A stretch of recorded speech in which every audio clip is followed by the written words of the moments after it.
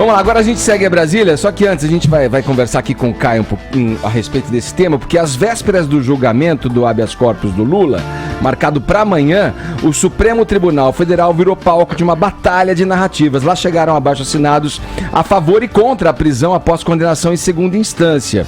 Ontem à noite, a ministra Carmen Lúcia, presidente do STF, fez um pronunciamento na televisão. Vamos lá, Caio, quais os detalhes da fala da Carmen Lúcia? Bom, foi um pronunciamento que foi ao ar pela TV Justiça, como você falou, por volta das 6h30 da noite. Um pronunciamento de aproximadamente 3 minutos.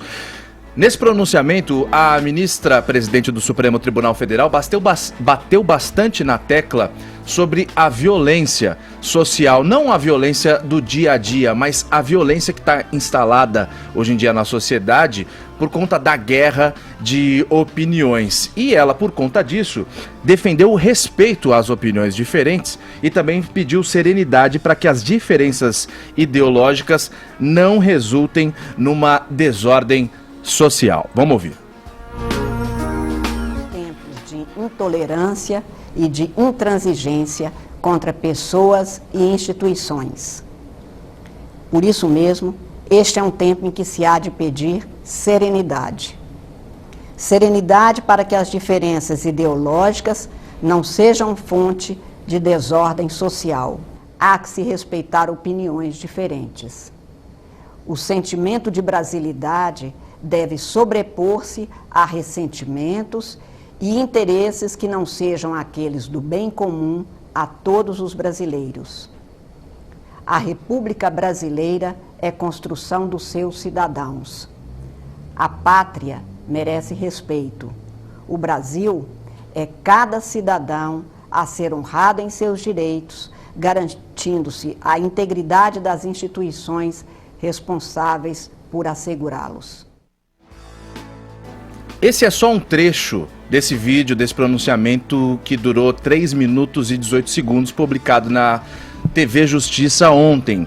A fala da ministra presidente do Supremo Tribunal Federal, Carmen Lúcia. Eu só gostaria de fazer uma observação. Esse vídeo, esse pronunciamento da Carmen Lúcia, desde ontem, das 6h30 da noite até agora, está em alta no YouTube. É um dos vídeos mais vistos em toda a rede.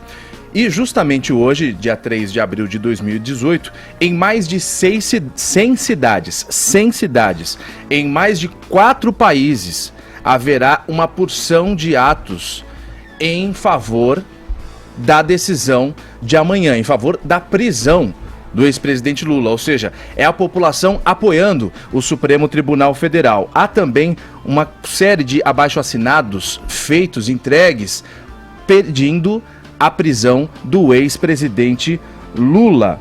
O país mudou. Cada vez que a gente fala de política aqui e eu, Caio Rocha, cometo um deslize, eu sou cobrado.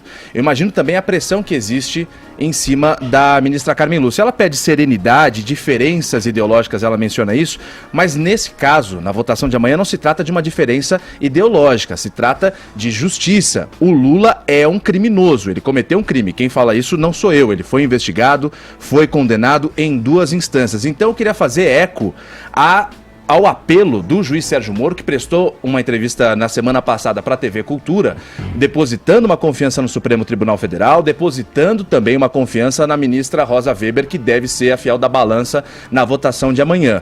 A gente sabe que existe uma pressão em cima da senhora, ministra Carmen Lúcia, mas todo o povo brasileiro que me cobra também na internet, eu tenho uma representatividade perante a responsabilidade do STF minúscula, mas cobra a senhora, existe uma pressão dos seus colegas ministros, mas o povo brasileiro que está indo para a rua hoje está em apoio com a senhora e conta com a serenidade dela e dos ministros que estão no time sério do Supremo Tribunal Federal, que estão no time que vão manter o entendimento de 2016, porque soltar o Lula é justamente colocar em xeque, colocar em risco toda a credibilidade da Operação Lava Jato. Você tem vários depoimentos de pessoas por dentro da Operação Lava Jato dizendo que esse medo dos réus em serem presos já em segunda instância fez todo mundo ter interesse em quê? Na colaboração premiada. Sem isso, as pessoas que estão sendo investigadas e que têm dinheiro, o nosso dinheiro, tem como pagar bons advogados e perpetuar os recursos e se manterem na impunidade. Por isso, tá todo mundo do lado da senhora. A Carmen Lúcia votou contra, né, Caio, na primeira votação, né? Votou contra e agora a gente espera que ela se mantenha nessa posição. Vamos lá, quero ouvir o Zé Maria Trindade, o Tonholi também a esse respeito, a esse assunto que o Caio traz pra gente. O que vocês acharam primeiramente? Começar com o Zé Maria, lá de Brasília. O que vocês acharam desse pronunciamento, dessa fala da ministra? O que tá nessas entrelinhas aí?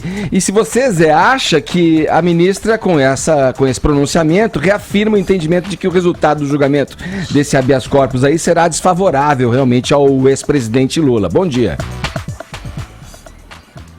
Estamos sem o áudio aqui, Bruno. Peraí, já não estamos te ouvindo. Vamos lá. A gente tá... Começar com o Tonholi, então. Enquanto a gente restabelece o contato com o Zé Maria, a gente está tentando colocar o áudio do Zé. Tonholi, e aí? O que você pensa? Bom, eu acho que o ouvinte tem que ter dissecada a história recente do STF para entender que a Carmen Lúcia está pedindo à sociedade uma pacificação, sendo que o próprio STF não é pacífico. E ele nivela os destinos de pequenos casos com um caso de uma roubalheira que envolve bilhões e bilhões, como diria o Carl Sagan, né? Bilhões e bilhões a Petrobras. Então, meu caríssimo ouvinte, deixa eu te explicar aqui com tecla SAP o que está acontecendo. No ano de 2009, uma pessoa era acusada de homicídio. Essa pessoa estava vendendo seus bens. O Ministério Público falou, olha, esse acusado de homicídio está vendendo seus bens para poder fugir do país. Ele precisa ser preso com a condenação em segunda instância.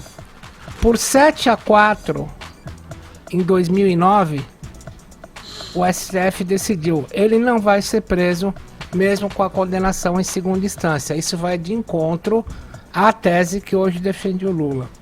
Fevereiro de 2016, um caso de um pequeno roubo.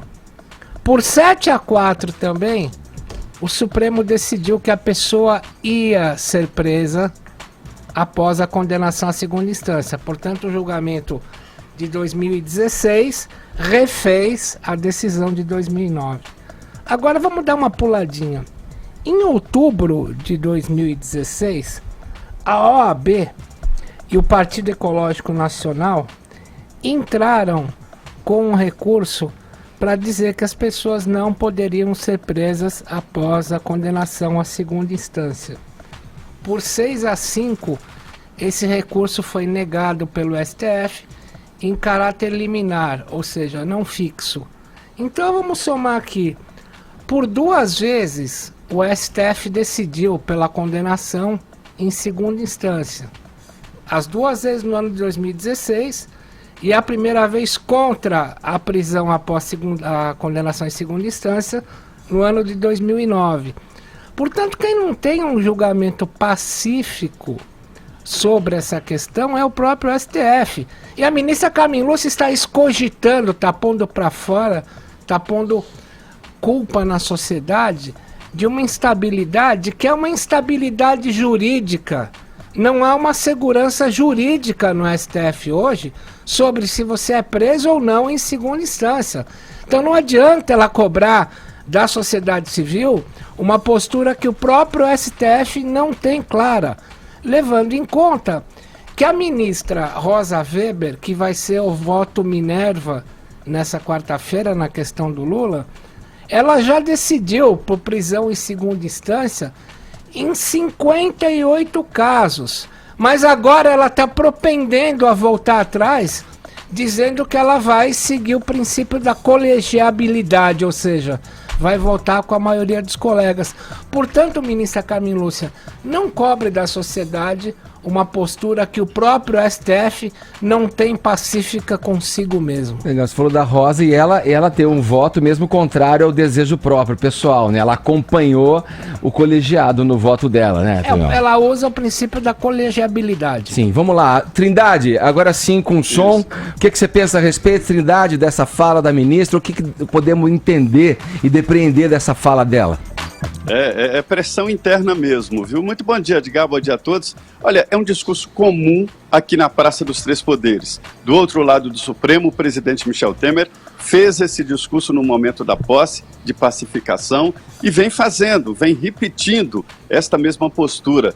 Ali do lado, no Congresso Nacional, os presidentes da Câmara e Senado falam a todo instante desta aceitação dos discursos e das posturas. Só que o Supremo Tribunal Federal não é um órgão político. Os ministros não são eleitos. Quando eles deixam ali aquela capa preta em cima da bancada, eles saem como se nada tivesse acontecido. Eles têm mandato vitalício, irredutibilidade de salário e pronto, e nenhuma responsabilidade social ou postural até. E aí, com esta última decisão, os ministros do Supremo estão encurralados, pressionados de todos os lados. Ontem eles receberam pareceres jurídicos dos dois lados, do lado de promotores e juízes e do lado de advogados que estão com medo de perder a boquinha, ou seja, esse milionário mercado do Supremo Tribunal Federal e STJ.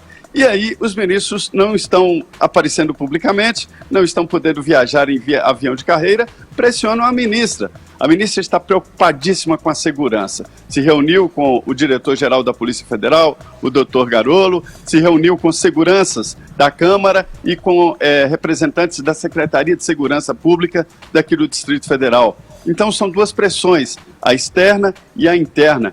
Esse discurso internamente de pacificação é no sentido de que o povo aceite qualquer que seja a decisão do Supremo Tribunal Federal.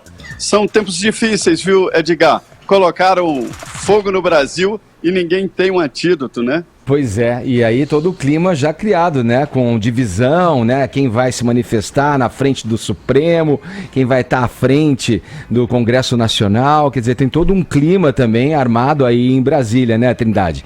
E eu acho que essa fala vem exatamente junto ao diretor da Polícia Federal, no sentido de buscar, mesmo que de uma maneira contraditória, segundo o que o Tonholi fala, né, que o próprio Supremo não atende a essa expectativa de apaziguar as coisas, já que a gente teve um embate aí deplorável entre os ministros Barroso, Gilmar Mendes recentemente, e pedir para a população apaziguar os ânimos aí é uma contradição segundo o que o Tonholi disse, mas tá montada essa batalha e o cerco em cima do Supremo Tribunal Federal.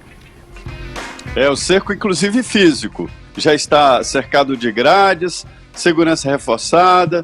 E, enfim, é a expectativa de uma batalha mais do que um julgamento. É diferente. Obrigado, Trindade, pelas informações. Bom trabalho, um abraço para você aí em Brasília. Muito bom dia a todos.